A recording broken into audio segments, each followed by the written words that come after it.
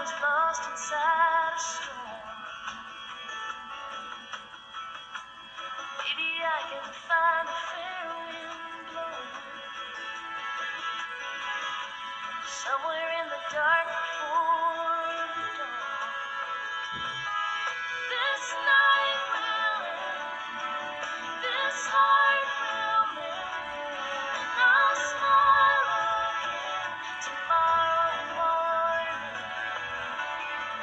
As right as rain, as pure and plain, I will rise again tomorrow morning.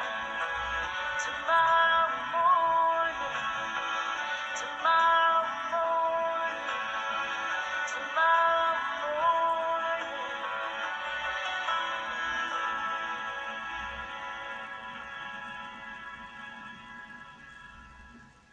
What a beautiful song that is. Gretchen Peters. She does come around to these parts the odd time.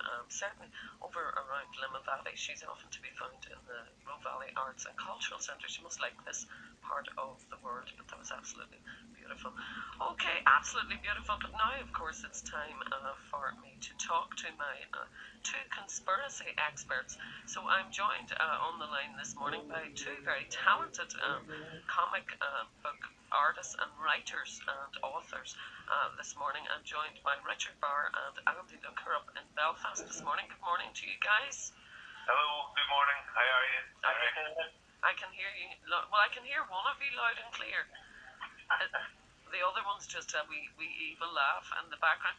Come here, you're so lucky this morning because I thought, you know what I'm going to do? Some people who are kind of conspiracy experts, and you guys are, you're both conspiracy experts, and you're going to be judging at the premiere, the world premiere of this brand new game show that I've come up with this year for this year's Festival of Ideas and Politics. But do you know the way sometimes you talk about conspiracy theories, or you hear people talking about, and they think that conspiracy experts are people who always, who are a bit paranoid, who always think everything is a conspiracy. I was actually going to put on a song this morning, and just a random song, and get you to tell me the conspiracy, but I thought it'd be a bit cruel because it's not even 10:30. Is that... Well, as William Burroughs, as famed writer, beat writer William S. Burroughs used to say, a paranoid is just somebody who knows a little bit about what's going on. Oh, right. Just a little bit about what's going on. Just a little bit. Right. Oh gosh, God, you wouldn't want to know more than that there. If you know a little and you're paranoid, what about if you know lots? Then you're probably going to be in politics. Oh, right. Interesting. So I suppose the whole idea of conspiracy theories and politics are kind of very much interlinked. Would you agree? Yeah. I think a lot of conspiracies are born out of politics right the way back to, suppose, to Cicero and Caesar and all those alumni, Right. I think you've got a few different strands. You've got the political, you've got the military, the healthcare, pharmaceutical, and then you've got the more Fortean stuff like the UFOs and the Bigfoot, the occult stuff, the involvement of high-ranking politicians and the occult allegations made about that by a lot of conspiracy theorists over the years. And then in the last couple of years, you've seen it, albeit on the Daily Express of all things, but still you have headlines on the likes of the Daily Express claiming that Ted Heath belonged to a satanic sect. So, it's all become very mainstream.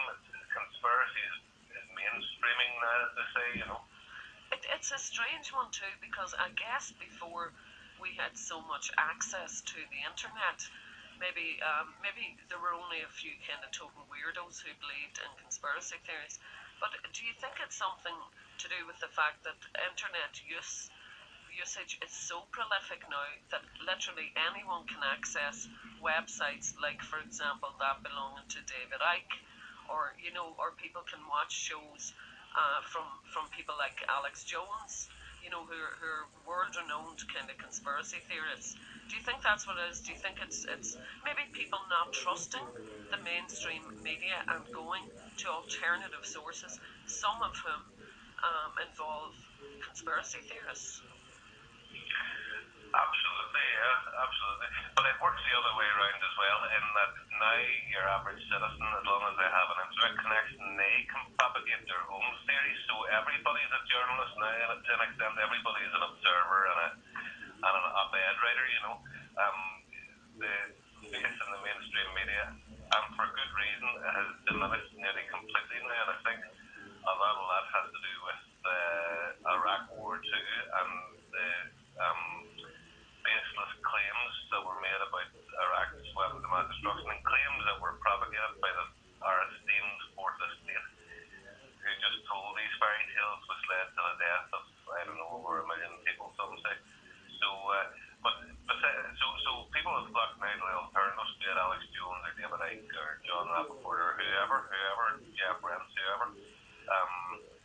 Some of these people, like Rents, are a bit shady, like Rents has had various allegations of racism made against them.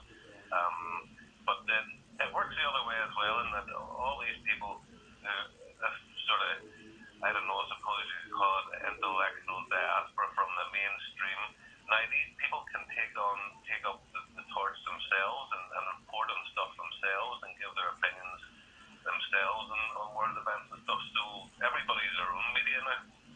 Well, that's true to an extent. I mean, funny, I was watching on, I think it was on YouTube. Yeah, I think it was on YouTube. That guy, Joe Rogan, who has his show, I think I'm nearly sure, but yeah, it was YouTube, Joe Rogan, and there's a couple of episodes featuring this kind of arch conspiracy theorist, Alex Jones. I have to say, I found it very hard to watch. He was kind of annoying to listen to. He just is like 100 miles an hour. But with all these millions of really kind of complex and quite believable, but really earth-shattering, conspiracy theories. But like this particular show, it's been watched like something like over 20 million times. But is it true then that his own show, Alex Jones's own show, was kind of blocked from some of the social media, or was he kicked off? Yeah, he has his own half dozen websites that have been airing it for about 20 years, but YouTube, a lot of the other social media providers have just blocked his account. So I haven't really, about 5 or 6 years ago even, you would have an awful lot of acolytes of Alex Jones would go around and they'd paste his website address on lampposts and drop flyers everywhere, and I think that has kind of diminished rapidly since he got into bed with Donald Trump. Right. Oh, was he very close muckers with Donald? That's not a mental image you want to have in your head, Donald Trump and Alex Jones in bed together. Gosh, God, it is. It's too early in the morning. I can't cope. So what? So he's kind of, some of his political leanings maybe would be more kind of Trumpian. So maybe then he's lost a lot of followers. Maybe he's lost a lot of followers because of that. But you can get to see his stuff. He still has his own website. Yeah, I wouldn't recommend it though. Jones is an interesting one because about 20 years ago, while still doing things like drumming up fear about the Y2K bug, he was actually making some wonderfully insightful documentaries like Police State and Terror Storm, talking about surveillance and false flag operations. And it came a point where he was making stuff that wasn't so easily digestible, stuff about eugenics and then the Obama deception. And back then he very much postulated an idea of the false left-right paradigm. Yeah, that these were very convenient boxes to put things in that didn't really have any relevancy to how we perceive reality. But more and more he's floated towards the right wing, and I think he's certainly a dangerous person for the wrong reasons. Right, interesting. Because funny enough, one thing, I mean, the particular show I was hoping to watch, but not all of it, like it was like 4 hours long, and honestly, I've only watched an hour of it because he was so annoying. I just couldn't. He was giving me a headache even. I don't think I was even able to watch it full hour. I think I had to do that in 2 bits. But he certainly had some very interesting theories, but as I say, 100 miles an hour, it's hard to know what he's talking about. But what he did say was, and he spent quite a lot of time discussing this himself and Joe Rogan, was that there was one particular issue, I think it was Sandy Hook, that they were talking about, but he kept saying that whatever he had said at the time was kind of taken out of context, and also, he had kind of changed his mind about it too when he saw A, that he was wrong kind of in what he said, and B, the reaction, that people were kind of nearly attacking him on the street. But he said that, the media in particular were pulling his comments out of context completely, kind of giving him a really bad name. Like in the worst, in the best case scenario, kind of making him a laughable character, but in the worst, making him this kind of odious, kind of white supremacist, racist, and what his point was that because he had raised issues that the establishment was deeply uncomfortable with, and they can range from all sorts of things, from military to, health to, the government or whatever, to kind of stuff about 5G, about mobile phones and stuff like that, and kind of radiation, that you kind of are made into this kind of laughing stock figure, like a bit like David Icke, and it's to kind of shut down anyone looking at you or listening to you at all. You're kind of discredited so much for some of your theories that may or may not be true, but in other words, the establishment doesn't want people to listen to these type of conspiracy theories or to take them seriously. Maybe in some cases because, it's not too good for them, for the political establishment, for people to know sometimes about some of the things that are going on. Well, Craig Murray, who was a former UK ambassador to Venezuela, I think, Uzbekistan, he made a little video for us, which you'll have seen Eileen quoting the conspiracy night. He made the point in it that it's in their best interest to label people who read up on this stuff as conspiracy theorists, as nutters. It all goes back to this anti-intellectualism propagated by Reagan in the 80s.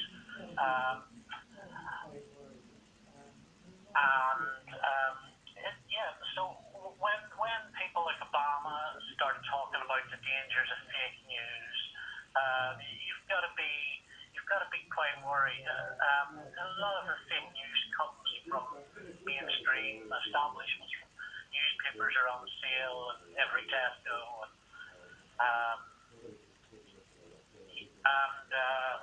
you got to check your facts.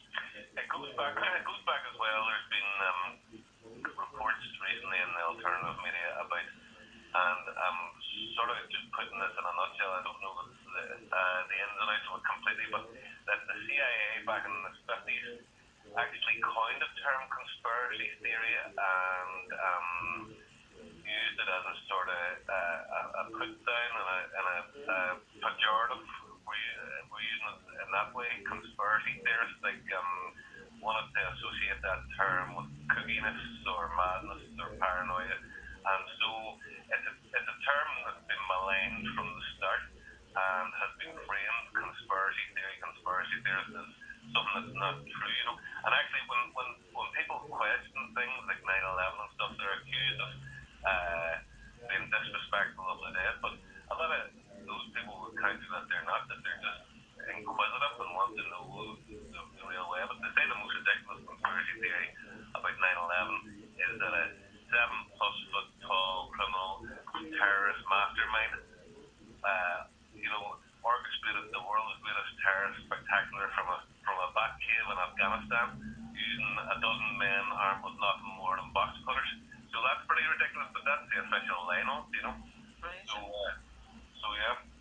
It is. It's a funny one, but the interesting thing is, for all that, especially young people, and actually I have to say a lot of guys, really have no interest in mainstream news at all, and actually their news that they're interested in is from the likes of Alex Jones or even to an extent Joe Rogan.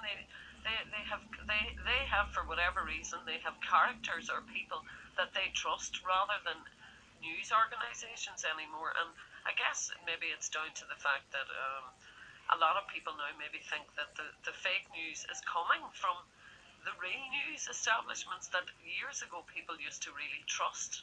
And I guess I remember talking to someone a few years back who was down in Dublin for the Occupy. They were occupying the streets and they were kind of protesting down there. There was a big movement down there a few Christmases ago. But I think a lot of normal people, what happens is, like, say, for example, if you were either on that protest or saw people taking part and can see the numbers, for example, or the numbers marching, for the water charges down south or whatever, people who maybe normally never would protest, who would never go to a march like that, and then suddenly they see the way it's reported often on their national channels, and the numbers just don't add up. Like they might say that the march had almost nobody at it, for example, and people there can see, well, actually that's not true because look how many of us there are. And I think that leads definitely to people mistrusting or distrusting their previously acceptable media organisation. And it's a funny one too, because with the media, with radio, especially with radio, but with radio and television, like I find certainly with radio, it can just take one thing like that to make you completely switch your loyalty to a channel, you know. Yeah, yeah. Well, yeah. And it's happening presently as well. There's a massive underreporting happening of the, I think anyway, underreporting happening of the protests in Paris at the minute with the yellow vest. It's like 20 weeks now, 20 consecutive weeks. It's happened, and there's many, many thousands coming out, but it's never reported. Every weekend it's happened, and there's been a few people killed, and there's been various incidences of brutality from the police, and there's some French ministers even calling for live rounds to be used on the protesters. So what you see there, well, it started as a protest on a fuel tax. Macron wanted to tax the middle classes and the poor, some sort of green initiative, raise taxes on fuel, but it's stretched beyond that now. You see all different types of trade unions coming out and people like that. So, but it's been underreported very much. And Northern Ireland is a great example who that tells what they leave out is perhaps more informative. When the DUP went in the coalition with the Tories, a lot of the UK were allegedly asking who the DUP, when we've had those scoundrels branded in their collective psyche for as long as we've been alive. That's often been the way about British political reporting. Northern Ireland's political backwater. The invisible population. Okay. What do you mean? I don't follow that about the DUP. What do you mean simply that no one in kind of mainland UK had ever heard of them? And because it wasn't reported, is that what you mean? Yeah, there were an awful lot of public generally. I followed this on Twitter and Facebook.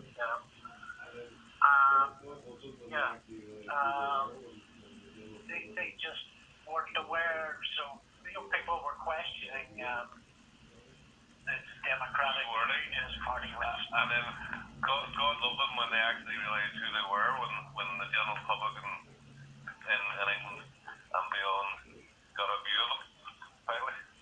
Right, okay, I suppose maybe the difficulties that I suppose the Conservative Party had in kind of coming to any sort of an agreement with the DUP, I suppose they found it quite hard to negotiate. Well, they certainly met their match in terms of negotiating powers. In terms of stubborn vultures. But when a irresistible force meets an immovable object. Right, okay. Yeah. So I suppose it's all quite interesting now. But anyway, so this Saturday evening in McHugh's Bar, which is actually the oldest bar in Belfast, there's a whole 3-part evening The evening itself is called the Great Big Naked Conspiracy Night. It opens up with the Naked Politics show live. So this is Rick Mullen, who is on my show every month. He's a Canadian journalist and political analyst, and we always do the show. He always does the show in his nip, but it's always a phone interview. But he is always naked, so he's going to be opening with myself, but in front of a live audience, so it's a bit scary. And then we're going to have yourselves with the Great Big Conspiracy game show. What way is this going to run? And actually, there are loads of prizes. There's going to be lots and lots of prizes. I was reading out earlier some of the prizes, and it's a very, very interactive night. What kind of things are you going to be examining on the night? We'll be looking at, we'll have a Northern Irish round, I think. We'll be, Richard and I will be curating around ourselves on a wide smorgasbord of various theories. Judging the best ones, the funniest ones, most outlandish ones. We'll be looking at different types of healthcare stuff, the 40 stuff, stuff to do with politics and military and pop culture things. Round of questions. Yeah, and we'll be asking people to come up with their own conspiracy theories as well, which I think will be interesting, and and maybe rumble a few here so far undisclosed machinations. Prizes given for the strangest, funniest, etc. We'll have a round of questions as well at some point. Few questions for everybody on prizes given for them to the most imaginative answers as well. Not necessarily questions with normal answers to them. Right, okay. Is it serious or is it going to be a bit of crack? Bit of crack. I think it's about I'm looking forward to a real mix of downs and lows. Downs and lows, no, sorry, downs and numbers. Downs and numbers. And it's funny now because I was speaking about this last week about the whole notion of censorship as well, because this event, again, like sometimes I can post up stuff on Facebook and honestly you get hundreds, thousands of hits quite easily. But this particular event, it doesn't matter what I post up, and especially videos. If you post up videos, you're guaranteed usually maybe thousands of hits, but especially if they're short videos, nothing at all, you know. So I can post something up, 5 of my friends can like it, and I can check on the inside section on Facebook, and there are no views at all. It's really weird. And actually, I think some of the other social media channels are behaving in a similar way. How could you explain that, Andy? Yeah, it's very weird. I mean, this is the Imagine Belfast Festival Ideas in Politics. It's got a pretty good exposure rating, and it seems to be a lot of the events are doing quite well in terms of audience views. But for ours, because it has the C word in it, so we've been doing some promotion this week, and I have been removing the C word out of every title and just leaving it Imagine Belfast. So we'll see what that happens. You know, even if you're not interested in what we're talking about, although you probably was switched off then, go to one of our postings, like it, share it, and that just does your little bit to help fight censorship. Right. Okay. And where can people? I think maybe it's a victim of shadow banning. I don't know if this is on Facebook. I'm not on Facebook, but I think it's on Twitter, which is you post a thing and you think it's been posted, but nobody else sees it, so you're being what they call shadow banned. You don't. I haven't been told you've been banned. Just nobody can see what you're doing. Yeah. It's not always a ban. Sometimes it's just filtering out words like conspiracy. I've been associated with Flat Earth. Flat Earth has been removed as well from all searches.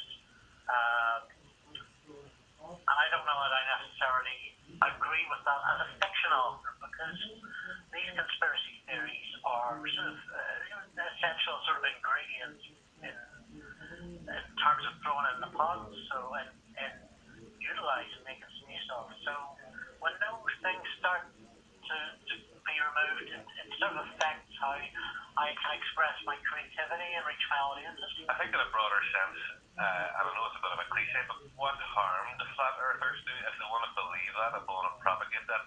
Nobody else has to believe it unless they're forcing people to believe it. You know, it's not doing anybody else any harm. It's not that different from the three major Abrahamic religions that dominate the planet.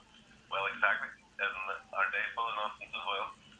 So, you know, and they have churches built and they're allowed to be in a basement, so why aren't flat earthers? Yeah. Right, it's a funny one now, really. It is funny. But I mean, I have to say, like, the whole idea of conspiracy theories certainly is very popular at the moment. But again, it's weird that, yeah, it's weird even knowing that it's popular, that some of the social media giants won't allow people, you know, to, it seems that they won't allow people to find out, to educate themselves about them, even if it is only a bit of crack. I don't know, they don't seem to think it's a bit of crack anyway. I think they seem to think it's a little bit dangerous to let people read it.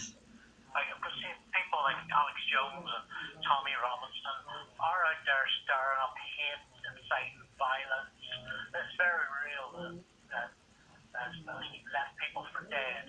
And yeah, they're totally right. Don't want to put a curb on those sort of people and those ideas. So it's a fine line, but it is a fine line. Generally, though, I think the mainstream are threatened by for want of a better term, conspiracy theorists or alternative media. They're threatened because for so long they've had a stranglehold in the narrative. They are reality curators, and now they don't like to have that pool muddied by, you know, alternative sites. And outside of like Alex Jones, there's so many vigilant activist posts. There's one 21st Century Wire, UK column, John Rappaport. There's some very, I mean, Alex Jones is a clown, but there's some very serious researchers out there, and their credentials are impeccable. Right, and actually, I'm just thinking now as well. Some of those very prominent speakers were at an event last week in Derry, would you believe, organised by local taxi driver Greg Sharkey, who actually has been on this show a few times, but he's set up these events under the brand name Imperialism on Trial. And he had an event last week on Thursday in the Guildhall, which was all about fake news and the war on journalism. And one of those guys, he had a really impressive panel of speakers, one of which you've already talked about, Craig Murray, the ex-ambassador to Uzbekistan. But that other guy, you've just mentioned 21st Century Wire, Patrick Henningsen? Patrick Henningsen. Yeah. Patrick Henningsen. I mean, they really were excellent speakers and really had you know, such interesting and very, very meticulously researched stuff to say, you know. But they were all here at the weekend, and I know you managed to grab some short videos with some of the guys, you know, about conspiracy theories and about Belfast. But the whole idea of people not being able to see or inform themselves about stuff, is it the modern day equivalent? You know, these social media giants kind of shadow banning things, like taking things away without letting anyone know. Is it the modern day equivalent of, you know, them burning the books, burning libraries? Oh, you can't read that, you know. Like Franco famously in Spain, he was really against libraries. I mean, I lived in Spain for many years, and that was one of the things they said. Franco really didn't like libraries. You know, he didn't want people to learn. He didn't want people to be able to educate themselves. Yeah. There's a really good writer online called Caitlin Johnson. I think she's based in Australia, and she talks about, you know, you have the likes of Kissinger talking about controlling food and controlling oil in a country, you know. But what she talks about is controlling the narrative. The people that control the narrative hold the true power, those who shape and mold reality for the citizenship, and sort of direct the way they think reality should be curated. That's the real power, is the control of the narrative. Right. Well, I suppose it kind of, again, it kind of would send shivers down your spine a bit. You know, when you look at books like 1984, where there's a real focus on on news and what is said and words that people use, and kind of erasing history, changing the narrative, like erasing history. Very scary stuff. Yeah. So you have media, you have corporate and government to a lesser extent as three major reality curators, as Richard said. And last night I was reading about Project Riverside, which was a abandoned investigative offshoot from the Levison inquiry, which found that the whole culture of blagging, of employing criminals to do criminal investigation, and of course was used by Murdoch Group and others. The Murdoch Group and others really only formed about 20% of that sort of that criminal culture. That's like the really dodgy journalism, isn't it? You're referring to. You had criminals. I actually employed criminals working for primarily UK law firms. Weirdly enough, also the world. Well, that's the thing, Richard. Media was only the very tip of it. You had them working for healthcare providers, universities. Give it a Google, Project Riverside. And there's a few articles around 2013, but after that it has sort of disappeared. And it probably would have been brought to prominence if we had a second Levison inquiry. But since Theresa May and cohorts have squashed that, all those names that the investigation brought up are probably going to stay redacted. There's some massively big law firms in the UK. Right. God, that's interesting. Funny, I haven't heard of that one. Now, Project Riverside. But again, a lot of the people even involved in the whole conspiracy things, because it's so difficult sometimes to access information or news because it's shadow banned, as you say.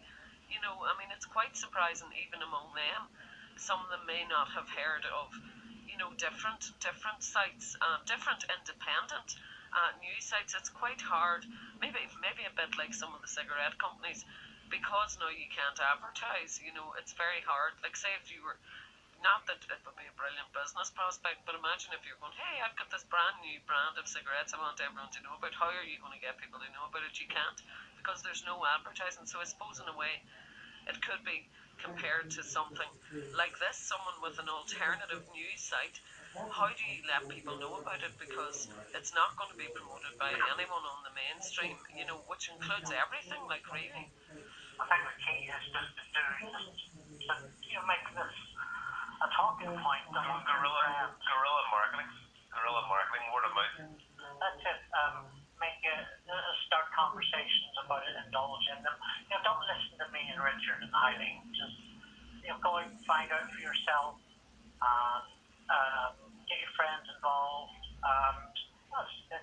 It's important to talk to one another, and that's kind of all we're asking. Okay, it's important to talk to one another, and it's important to get out of the house, because sometimes again it seems like more and more we're being encouraged to stay in, watch TV, consume, like the ultimate consumers. Like, don't leave the house. There's no reason for you to leave the house. There's a big world. I mean, just on that thing, kind of flood out for America. It's very easy to get worked up and to get paranoid, and there are an awful lot of hidden dangers in the world. But you've got to sort of relax and sort of make the most of what you can. That sort of, back to Alex Jones, he was the sort of figure who would see conspiracies behind every corner. And this became kind of the basis for a comic book and later novel that Richard and I co-wrote called Axel America, and it's about one of these truthers who goes into Burger King and gets paranoid about fixtures and fittings, corralling, and like some New World Order project, and Axel gets caught up in the election race for a loudmouth crass businessman, which is something that actually happened while I was writing the book. And the real life Axel, Alex Jones, got in bed with Donald Trump. And we also had a character based on David Icke who was very pro-Brexit at the time. And of course, nobody thought Brexit would be seriously on the agenda. And that was something I had to write into the book as well. So it's called Axel America and the US Election Race. We'll be given 2 copies away as prizes on Saturday. Okay. And so, come here, so the whole evening, the Great Big Naked Conspiracy Night starts at 8 o'clock, opening with the Naked Politics Show live. Then the Great Big Conspiracy Game Show, I think it's about 9:30. That'll start, and then I think the barbiturates are on kind of around 11ish, 11, half 11. There are 3 separate events, so you don't have to go to all 3, although there is a very good kind of early bird ticket available for all 3 events, which I think is only a $5 each, like, or something like that. But anyway, you can book. Bargain. And I've noticed the first 100 people into the barbiturates gig will get a free CD download code. Wow. That's right. And actually, this band, they literally are going to blow people's minds. They are absolutely brilliant. They're coming on the show later today. I'm dying to kind of bring them up to Belfast. Now, I think they've been up there before, but I don't know. It's probably a different audience that'll be coming along because of the nature, I suppose, of the night. But come here, listen, I'm going to leave you guys, you 2 conspiracy theorists. I'm sure you have lots more to study, unless you know it all already. Oh, no, far from it. I'm sure we'll tackle them tonight for exposure to expertise. Yeah. So you can check it out anyway on Facebook. There is a Facebook event for this called the Great Big Naked Conspiracy Night. You can read all about it there. And listen, lovely chatting to you guys, and take care of the world. Yes, Bye. All right, there you are. Okay, I am going to play a little song here now. This is Grace Jones and A Slave to the Rhythm. Hope you enjoy this.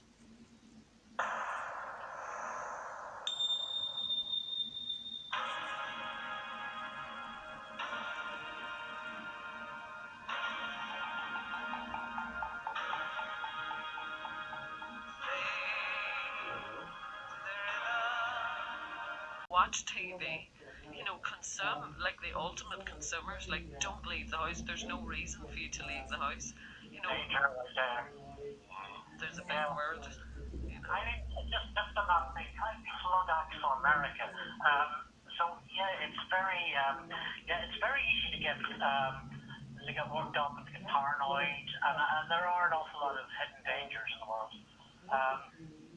But you've got to sort of relax and sort of make the most of what you can. That sort of, back to Alex Jones, he was the sort of figure who would see conspiracies behind every corner. And this became kind of the basis for a comic book and later novel that Richard and I co-wrote called Axel America.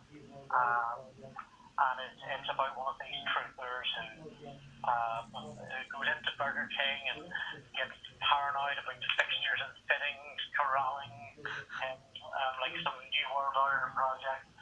And Axel gets caught up in the election race for a loudmouth crass businessman, which is something that actually happened while I was writing the book. And the real life Axel, Alex Jones, got in bed with Donald Trump. And we also had a character based on David Icke who was very pro-Brexit at the time. And of course, nobody thought Brexit would be seriously on the agenda. And that was something I had to write into the book as well. So it's called Actual America and the US Election Race. We'll be giving 2 copies away as prizes on Saturday. Okay. And so, come here, so the whole evening, the Great Big Naked Conspiracy Night starts at 8 o'clock, opening with the Naked Politics Show Live. Then the Great Big Conspiracy Game Show, I think it's about 9:30. That'll start, and then I think the barbiturates are on kind of around 11ish, 11, half 11. There are 3 separate events, so you don't have to go to all 3, although there is a very good kind of early bird ticket available for all 3 events, which I think is only a $5 each, like, or something like that. But anyway, you can book. Bargain. And I'm noticing the first 100 people into the barbiturate gig will get a free CD download code. Wow. That's right. And actually, this band, they literally are going to blow people's minds. They are absolutely brilliant. They're coming on the show later today. I'm dying to kind of bring them up to Belfast. Now, I think they've been up there before, but I don't know. It's probably a different audience that'll be coming along because of the nature, I suppose, of the night. But come here, listen, I am going to leave you guys, you 2 conspiracy theorists. I'm sure you have lots more to study, unless you know it all already. Oh, no, far from it. I'm sure we'll tackle them tonight for exposure to expertise. Yeah. So you can check it out anyway on Facebook. There is a Facebook event for this called the Great Big Naked Conspiracy Night. You can read all about it there. And listen, lovely chatting to you guys, and take care of the world. Yes, Bye-bye. All right, there you are. Okay, I am going to play a little song here now. This is Grace Jones and Slave to the Rhythm. Hope you enjoy this.